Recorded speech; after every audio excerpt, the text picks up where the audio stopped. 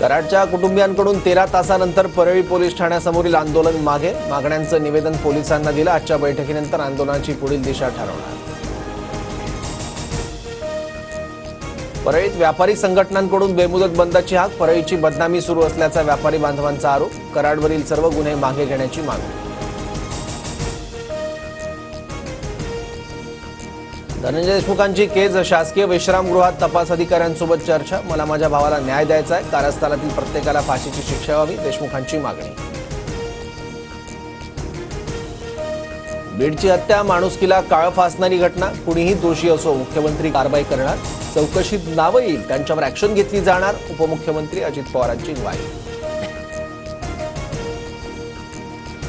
28 जानेवारीपर्यंत बीड जिल्ह्यात जमावबंदी लागू. संतोष देशमुख हत्या प्रकरण आणि जरांगेंच्या 25 जानेवारीच्या उपोषणाच्या पार्श्वभूमीवर निर्णय.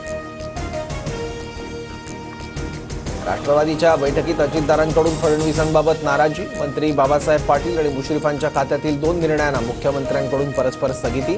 दादांकडून आमदारांसमोर नाराजी व्यक्त. सूत्रांची माहिती.